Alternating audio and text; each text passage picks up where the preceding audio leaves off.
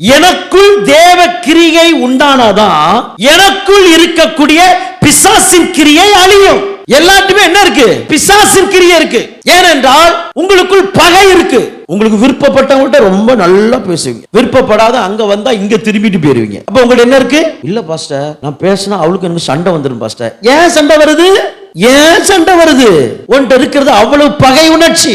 சண்டை போடணும்னு வந்தவன கூட இவன் இருக்கக்கூடிய பெருப்பங்கான ஆடு மாடுகளை ஒதுக்கி அவன் காலில் விழுந்து சாமியே என்னை மன்னிச்சிரு கேட்டானா? கேட்கலையா? உனக்கு ஏன் கேட்க முடியல?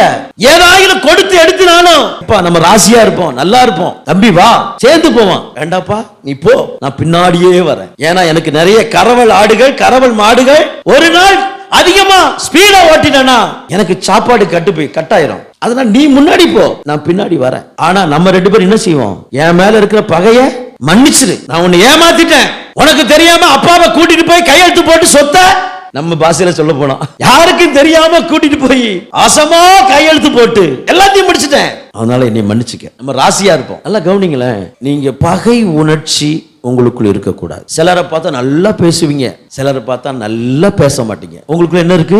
ஒரு குறுகுறுப்பு இருக்குது. இந்த குறுகுறுப்பை வச்சுதான் ஆண்டவரே வல்லமை இறங்கட்டும், கிருபை இறங்கட்டும், தயவு இறங்கட்டும், என்னை விடுவியும், என்னை ஆசீர்வதியும், என்னை கட்டுகளை உடைக்கும்.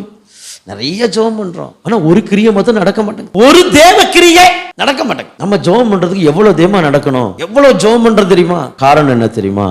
இந்த பகை உணர்வு, பகை உணர்ச்சி, பகையின் கிரியை நம்மளை விட்டு வெளியே போகணும். அல்லேலூயா. நான் சொல்றேன், இன்றைக்கு நீங்க போக்கிட்டீங்கன்னா உங்கள் நடுவில் தேவ கிரியை உண்டாகும்.